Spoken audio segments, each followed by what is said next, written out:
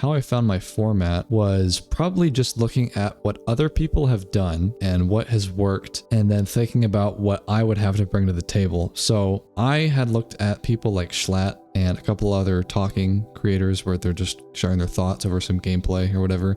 And I was like, that's a really cool idea. And I have lots of thoughts and stories. And I mean, I like to think that I'm introspective to some degree, and maybe I can do that. But I always thought like, oh, they don't upload often enough. They don't, like Schlatt at least is like a very infrequent uploader because I think he streams mostly now. So I was like, oh, okay, well, I could fill that gap in the market. And then I thought, well, I don't really want to be on camera, at least not yet, because, you know, there's just a lot of hassle with like people knowing who you are and whatnot. Yeah. So I was like, well, maybe I'll just do Minecraft because that's the game I've been playing since I was a kid, and I know how it works and I know how to make cinematic footage and whatever. And so I just started uploading. And I think to this day, I mean, it's only been about 7 months, but to this day, I still preserve the idea that don't be so paralyzed by your fear of uploading and just hit the button, because what the long-term growth comes from is the ability to ignore the L's and take the W's, you know, and to not be so worried when a video doesn't do as well as you thought, and just get those reps in, get the practice in, try out new ideas, because you're going to be changing a lot. You know, I've changed my content a ton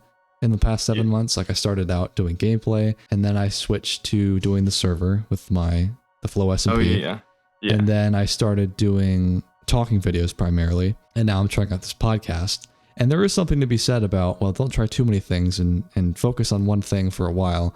And I think I'm going to probably hunker down with the podcast idea now. But, you know, just try a lot of different things and get the reps in, because I think that if you just do like I'm just going to make one thing a month, you know, the amount of work and experience you're going to gain from that isn't like, it's not going to be nearly the same as the guy that's uploading once a day or every other day or whatever, you know? No, I totally get that. You need to put that phrase on a t-shirt, the ignore the L's and only focus on the W's, because that's the truth of it. That I think the more looking at all of the positives, because there's so many negatives, and just about, you can pull a negative out of anything, but if you're able to pull those positives out, like that totally changes perspective. And you're totally right in the fact that the more reps you get in, the better you get it. And then pretty soon you'll be like, oh, in a month I made 10 videos, and if you never uploaded those videos, you're like, shoot, I haven't done anything. There's just way more pressure to then press it later. Whereas if you're already doing it, you're like, I've been clicking the upload button a bunch of times. What's another one? So I vibe with that. Yeah. Thank you. Well, there's like, I'll be totally transparent about this. So you're the 5th person, I think, to come on the podcast now. Yeah. And so the first episode, it has like 8,700 views right now. And then the second one got like 3,200 in the same amount of time. And then the third one got like 1,000 in the same amount of time. You know, it's going down, right? Because that's just kind of how episodic content is on YouTube, where at least when you're starting out something totally fresh, it's like a inverse exponential curve kind of. Yeah. And I could look at that and be like, oh, shoot, that kind of sucks, right? Like I'm getting 10 out of 10s and the videos are performing terribly.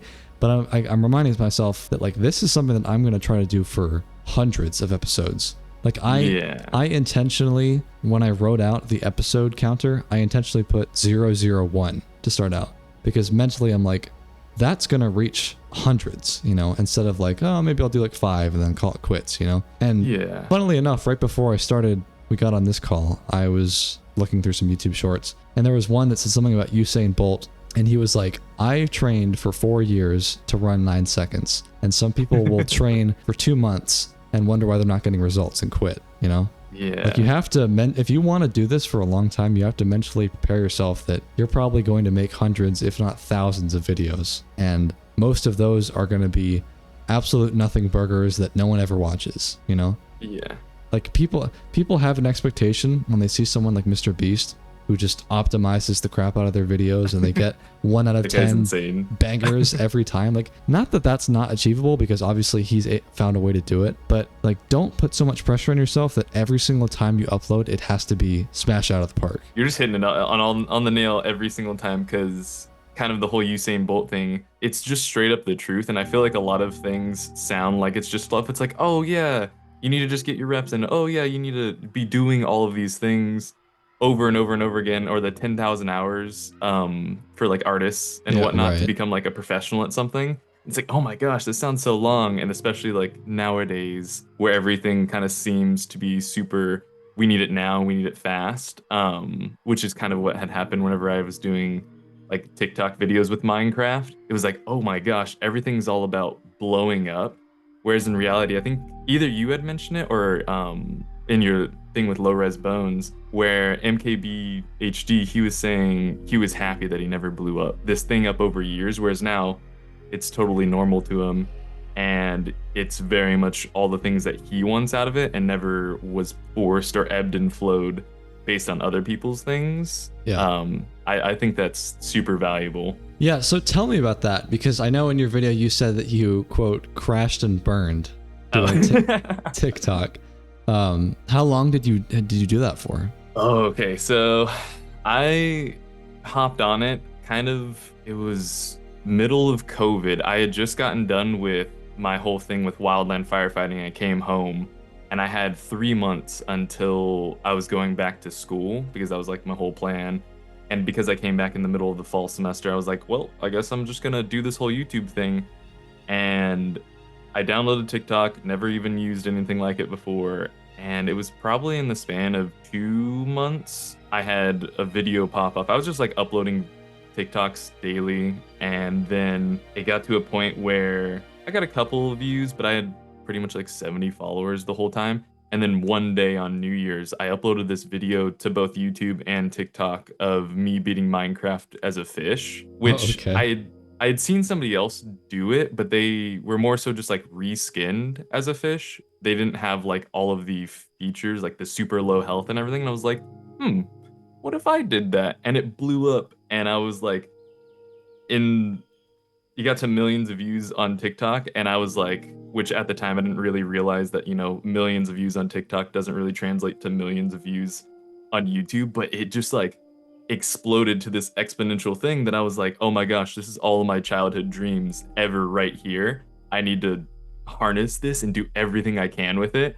And so for the next month after that, I was just like cranking out videos. I was doing stuff on YouTube, doing stuff on Twitch, doing live streams, going to like random Minecraft events, just trying to capitalize on it. And the burning part was more so I left everything in my real life to do everything I could with this. And that drove me like insane, because it was just about the numbers. No longer was I doing stuff because like I enjoyed it. I was like, Dream's doing this thing, I need to be doing things like Dream. I need to be doing things like kind of the memes of Mr. Beastification of YouTube, where it's like loud noises, explosions, big text and everything. And so I totally fell down that rabbit hole and was like, this is the way. And mental health and everything aside, because the numbers stopped coming, totally crashed, and I just dropped it. And I was like, nope, I'm done. I'm focusing on school because I'm going insane because of this. Because like I wasn't talking to friends or anything, and I just let it consume me to this point where, I mean, it was kind of hard because it's like my dream ever since I was a kid, sitting right there, and you see that money's coming in, and it's like, oh my gosh, this is it. Right. And then I went a little too far. I fell a little too far into the sauce, and I think of the Charlie and Chocolate Factory thing, where it's like got a little bit of the chocolate, and then all of a sudden I'm swimming down the chocolate river and I'm getting sucked up the tube and stuck, and I'm like, no, what's happening? Yeah. But that was that, and it was a super valuable lesson. Like it kept me away from YouTube for a really long time, and like all I could think about was making videos, but I was deathly afraid of falling into that numbers game again, because for one, like you have to make a living, and so you can't like ignore numbers entirely, but it was to a degree so early on that it was not healthy. Yeah. And it was the expectation versus reality was not set up. Like I was not ready or prepared for that level of growth, and like the community on Discord and stuff, and people were like, are you doing this? Are you doing this? When's the next video? And it's like, oh, I don't know what's going on now. That's kind of my approach with this podcast, because, there's certainly potential where I will upload a video and it doesn't do well at all compared to the rest of the channel. And maybe I'll even make a video with someone where they go into topics about mental health or sensitive topics that might result in a demonetized video. And then it's like, well, I can't do this for free, but I'm doing this right now because I think it's really cool and it's really enriching. And, it's not a perfect analogy, but like a lot of grocery stores will sell certain items at a loss, or they'll sell things that they know will not make them money, but they do it because they know it will result in something else for them. Like someone will buy this, and because of that, they'll buy this, you know? And maybe there's like an approach of like, okay, well, I might not be getting millions of views doing this, but I know that down the road, after doing all the practice, all the reps, it'll probably translate into experience where I'll be like, okay, I could talk to someone really noteworthy, or I can do this that will be financially lucrative. It might not be lucrative right now, and I might not be growing millions of followers right now, but down the road I will be. Or, you know, you kind of have to have a little bit of delusionment and believe that that will happen, but you know what I mean? Like, you have to not do something all the time where you expect that the result will immediately come to you, you know?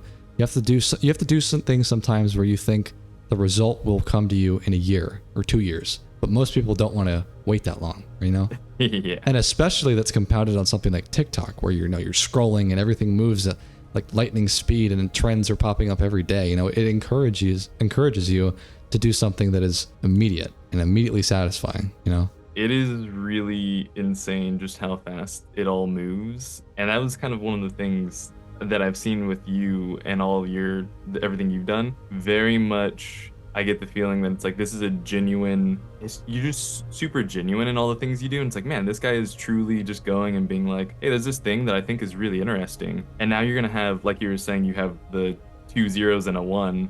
You plan on having hundreds of stuff, so it's just gonna have this backlog of so much stuff. So if somebody does come, or you have that one thing that pops off later on, people will be like, kind of like what I did with like the weekly slap. I see that one video that hit my feed and I'm like, oh, this is cool. Hopefully he has more of these. And then it's just ever expansive. And then that's where maybe how you're saying you only have like 1,000 views on something right now. It'll just grow and you have these experiences and everything. And so I think just looking at your work is super inspiring and motivating to be like, we just need to go. It's as simple as just going and doing it and making sure that whatever you enjoy is what you're doing, and not like sacrificing that to some extent. Of course, there's going to be some sacrifice and like you got to fiddle around with some of the numbers and whatnot, but very much staying focused on all the things that you're saying. I think it's super helpful. Yeah, well, I appreciate that, because I think that the one thing that will destroy a channel the quickest is when you're not being genuine, or it's clear to the audience that you're doing it for some reason, like most often it's money or clout or whatever. And people just, I understand, I don't like it when people do that either, but like people know when you're not being true to yourself. You know, there's a lot of reasons why some gaming channels go out of popularity, but I think a lot of the time it's because the creator no longer believes in the original vision that they set themselves up to fulfill, you know? Like a lot of people will start out making gaming content because they love the game and they want to make content for people and entertain them. And then as you do daily uploads for years, like Kwebbelkop, perfect example, did like daily uploads for 10 years or something. Yeah. And that destroyed him, you know? Like, you have to remember that you're human and you cannot do the same thing every day forever. But you also have to remember that people know when you're not being authentic. And if you do something every single day, and I mean, now he's doing like AI videos of himself and it's really obvious that he doesn't care. But like when they tell that you've been doing this for so long that your mind is now just like, I can't be bothered anymore, that's when it starts to fall apart. And I hope that that never happens to me. That's why I try to mix up the content as frequent as I do so that it's fresh, because I don't think humans are meant to do the same thing for years on end. I totally agree, because that's something that I've seen even like within my own life, or I see it on YouTube too, where like you can tell where there was a point where he should have stopped or like changed it up, but then just kept going with the same thing. You see it a lot with like Fortnite YouTubers and all of that. But then I think of people like PewDiePie, where it seemed like he kind of fell into that for a little bit, and then nowadays he's like in his retired mode where he's like, I'm done and I'm just literally gonna do whatever I want. I used to not like watching his videos, and nowadays I go on like, this is like the most genuine form of himself, and I totally appreciate it. It's really, really cool. I feel like a lot of stuff in society nowadays just kind of feels like, oh, I go to school and I get this major in something, and now I've graduated and I have to do something in that major, and if I don't, then I just wasted all this time. And that's something that I try to use like my own experiences to tell other people to just like go and test things out. Cause like I didn't really like school to begin with. and I was just doing it because it's what you're supposed to do. Right. Yeah. I went to like a community college, did a business degree, and I was in like a business major. Had no idea what I was doing there. It just seemed safe and easy. And I got done with the first semester and was like, I'm checked out. This is not it for me. And then that fire opportunity came up, and I went through like a fire academy and did EMT stuff. And then I was like, oh my gosh, this is it. And then I got to the end of that and I was like, there's this YouTube thing that I'm interested in, and I have enough stuff saved up to allow me to do that. Then I jumped ship over there. And like, of course, maybe you shouldn't jump ship like kind of constantly. You got to establish at some point. But it was a good way to just kind of like test out waters. And every time I went into like a new experience, I felt like I was kind of leveling up in my own self, like getting confident in myself. So it's cool to see in like YouTube format how you or other people kind of grow and expand and like try different things, because I think that's the best way for any creator or just anybody in life to like know that you don't have to stay in one thing, and you can have hobbies and things outside of it, or jump ship with careers and stuff, just to kind of like get a more rounded life experience and not just like settle down in the first thing that comes by. Yeah, well, that's why I actually started YouTube, because I took the first job that I got out of college. It was just an internship that turned into a job. And I knew that I could probably get a better paying job, but I was like, it's easy. I'll just hunker down and do this for the foreseeable future. And I very quickly realized that would be extremely depressing. And I did not want my future to just be a 9-to-5. So, I think you kind of have to like create the reality that you want to see for yourself sometimes. If you don't like your situation, then do something about it. Yeah, I totally agree. So this is interesting though. You're like I said, the fifth person on here, but you're also a firefighter, because we had the first guy was in firefighting and EMT. Yeah. So how did you get started with that? Yeah, I got so excited whenever he said that. I was like, oh my gosh, wait. Yeah, it's like, what a coincidence. Yeah. I got started in that. Well, like I was saying, I was in the business degree area of things in my community college and was like, I'm done. I'm checked out. And I still, of course, wasn't going to drop, because like I didn't want to tell my parents that, and I didn't know what else I was going to do. So I was going to keep on going. And then a week before the semester started, my mom had a friend at work who her brother runs the local fire academy, and so he's like captain and everything. And she's like, oh, you should get in contact with them. They're starting this next wave of stuff, and usually there's a long wait list and everything, but you should check it out. And I'm like, firefighting sounds cool. I've thought about that before. So I sent a message to all the different things that I need to do, and they were like, yep, here's the list of things you need to get into the fire academy in 2 semesters from now. Get those done by then and we'll let you in. And I was like, all right, bet. I went to my counselor, dropped all of my classes, left everything. Thankfully, I wasn't doing track and field for the team. I had done my cross-country season, so I was totally done. And I went to the other community college that had all those classes, signed up, did it all through there. Went through, it took me like 2 tries to do the national registry for the EMT stuff, and became a full-on EMT fire academy cadet, and then was in the fire academy like a year after that moment of me dropping all my classes. And from there, went through like how long was it? It was half a year pretty much of a fire academy. Went through everything from city stuff to wildland.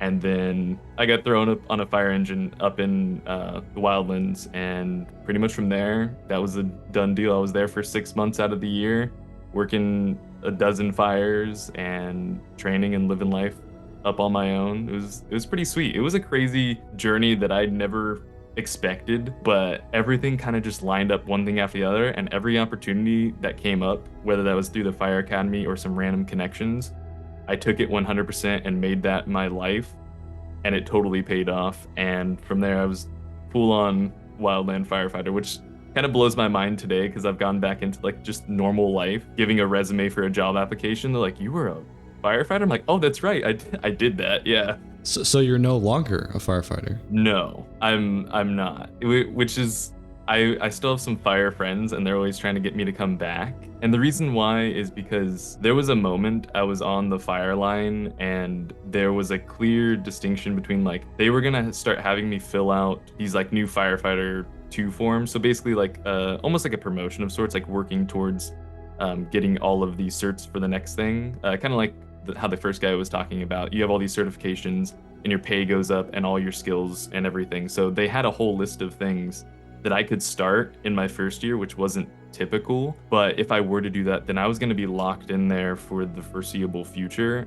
And I never really cared, like starting my own family. But after the season had ended and I had talked to my captain a whole bunch, who was like all about family, he made it clear to me. He's like, if you stay in this, you're only going to see your family. He's like, I was gone for 6 months. I didn't talk or see anybody rather than over the phone for the whole 6 months. And we're on fires 2 weeks at a time, 2 days off. Then we go back to a fire for 2 weeks. So he's like, right now it's easy for you. He's like, you don't have anything holding you down. You can be gone for all this time. But like, if you ever want to settle down, you're not going to get a chance to really see them unless you go into like city fire, which I was pretty hard pressed on being like, I'm going to be a wildland firefighter. That's like, I just want to be doing fire. I want to be in the hills and the mountains and everything. And that life is very different than the like 4 days on, 3 days off sort of thing that the first guy was talking about. At that point, I was like, shoot, family does sound kind of nice. And I think I want that. So I'm going to go back home, finish out school, because that's what everybody was recommending me do. Like, take this experience, sit on it for like a little bit. The country always has fire somewhere, so you'll be able to get a job. You have all these certifications already. You have your EMT. You can hop in anywhere. It'll be there. But go kind of think about life for a little bit. And at first I thought they were telling me that like I sucked at my job, so they didn't want me around. I was like, are you guys telling me something here? Yeah. But it was quite the opposite. There was just a handful of things that like I needed to go and look elsewhere for a little bit. And once I did that, I ended up meeting people and making some new friends and connections. And now I have like a fiance and stuff. So I'm like, the family life is going to be for me. And I can't see myself living like I was back then. Like, I'd love to do that. It was an amazing, awesome job. And I think if anybody's thinking about it, it's way easier to get in than you think. Like, of course, it's the toughest physical job I've ever done. You got to know your stuff, but they train you on everything. The pay is pretty decent. And for what it is, if you're young and you don't really know what to do, take a season. It's like just your summer and some leading into the winter months. I think it's a totally worth it experience. And it helped me grow a ton as like an individual too. And the friends I made, the connections I made, it was amazing. So I'm not a firefighter anymore because I hated it. I loved the job, but it was not for me. It's like a young man's game, right? Yeah. I would definitely agree with that. It is strange how many older people there are, but a lot of them would always warn me. They're like, either stay in this just for your young years to make some good money and come here during the summer, and then find something else, because this job is going to like break you. It's going to be tough on your family, and you're really going to have to jump through some hoops. It's totally worth it if you want to, but just know this is what you're getting into. And I was one of those guys who was like, I'm going to try something else first. Like, I totally appreciate it. They did a whole bunch for me and it was amazing, but I need to see what else is out there before I just settle in this for the rest of my life. I see. Yeah, that totally makes sense. And I think that was a mature decision to recognize, like, you got a fiance now, and it's probably not something that you could sustain forever. So you said you're going back to school now, right? Okay, I've also finished. I literally just graduated in the spring. So I'm kind of in this weird like transitional phase of everything. Like I finished my schooling and I've graduated with my degree in like film and media arts, trying to figure out stuff now. I'm doing like freelance editing and just a lot of freelance stuff like weddings and whatnot, trying to find my footing and get connections and start some random small businesses that I have ideas for. It's really strange. It's strange? Yeah, just because again, the whole you graduate and you have done this thing for all the X amount of time, and you have these experiences such as like fire and EMT, and I'm just like, the world is open to unlimited things, and I don't really know what to do. Is the thing is like, there's so many things that interest me. Videos has been one of them, but I also am getting to a point where I need to be making more money than I am off of all the freelance and part-time jobs. So it's like, do I suppress or do I push away YouTube and put it on the side burner, or do I? It's a game of responsibilities that I'm having to pick up now that I didn't have before, because like living on my own, it was just me, just doing everything for myself. So that's the strange part. It's learning to accept new responsibilities, I guess. Right. I understand that, because one of my ultimate goals is to be fully supporting me and my girlfriend, because she's a student right now and college is expensive. So, you know, that would be nice. And obviously when you're a young single man, you have nothing weighing you down, most likely. So it's a lot easier to get away with that. But I would say that if you're trying to figure out what you want to do with your life, and money, it sounds like, is a big component of that, because you've got a fiance and a hypothetical future family to take care of. Yeah. I would look towards something that is scalable and something that you can do remotely, maybe, if you're into that. Because I know that with YouTube, for example, one of the biggest reasons I'm doing it is because I recognize that there's no limit compared to a job or salary. You know, you can theoretically make as much money as you want if you have the best business model. And like, you know, you used to do Minecraft stuff, you used to do content creation and, you know, freelance video editing. That is totally something that people do on YouTube or with an online business. You could maybe even do something connecting your fire experiences. You know, like part of what made my channel work was I had relatable experiences to share in these short little clips of Minecraft, you know, and that was a blending of experiences. So I think there's a lot you could do. You just have to pick what would be your biggest passion. Because like I said earlier, passion is what shines through most of anything, you know, for a job. And if you love it, then it's going to feel a lot easier. Like with these podcast episodes, I've been working from 9:30 in the morning till 9 at night, you know, but I love it. You know, I love to edit. I love to publish videos, and it doesn't matter if I've been doing it for all day, you know? And if you pick something of your interest that you have, I think you could have a similar experience. I'm kind of curious with that. How's your scheduling? Do you have a schedule, or you're just like, okay, from 9:30 to 9, I'm just cranking it out. It's YouTube, nothing else? Or do you kind of like, how did you get to that point of just being like, this is what I am doing at this time? Because I get distracted super easily. Yeah. I don't have a schedule, but I have obligations that I know I need to meet every day, which is, you know, simple, but it's like, make sure you eat. Make sure you go to the gym. Make some time to hang out with my girlfriend, you know, because when you're single, you can spend all of your hours on one thing, but you know, when you have someone to share your life with, then you got to give their time, you know. But yeah, no, it's just like wake up and do what I love. The hours pass by if you love what you do. But yeah, as far as distractions go, I deleted Instagram a while ago because I found myself just scrolling for 5 minutes once an hour, and that adds up, you know.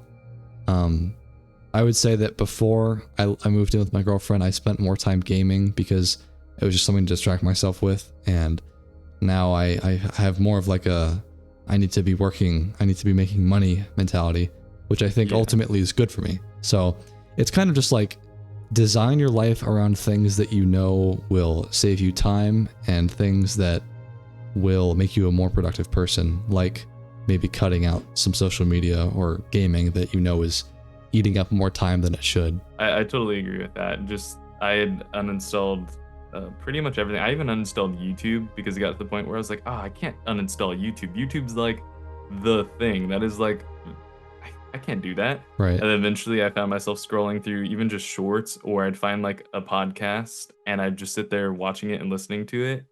And I'm like, wait a second, what if I've just wasted the past 30 minutes? So even that is, it's a powerful thing to remove, and then just focus on using that only on like the computer, because then it's like I can't carry it around with me. I can't just be, while I'm writing down ideas or filming something, I can't take out my phone and start scrolling through it. So I think there's a lot in that too. So yeah, it's good. Yeah, well, I will say as one final thought, it's not that easy to just cold turkey social media if you have nothing to replace it with. So a lot of internet gurus or productivity YouTubers will be like, oh, cut out social media or cut out these bad habits and you'll become a more productive person. But it's like, if I have nothing to fill that time with, then I'm just going to be thinking about what I just cut out. I cut out gaming and I cut out a lot of social media, but because I have YouTube to work on and I always have a video to edit or I always have a script to write, I'm not bothered by it because I have something that fills that gap. You know, you cannot, you know, remove a parasite and then expect that there's no, you know, lasting impact that will have. You know, you have to turn that attention away and bring it back to something actually productive. Like just do something, you know, go for a walk or something. It's different for everyone and not everyone should do what I preach or whatever, you know, everyone's life circumstances are different, but I feel like what you've laid out, you know, you've got a good head on your shoulders and you've got different aspects of your life to pursue. So I think you will figure it out with time. Thank you. I appreciate it. You're a huge motivation and inspiration. So I appreciate you having me on and everything like that and getting to talk it out with somebody else who actually like kind of understands this space. So yeah. I appreciate it. Sure. All right, Chris. Well, thank you. Thank you as well. And you have a good one. Thank you. See you, man. All right. See you.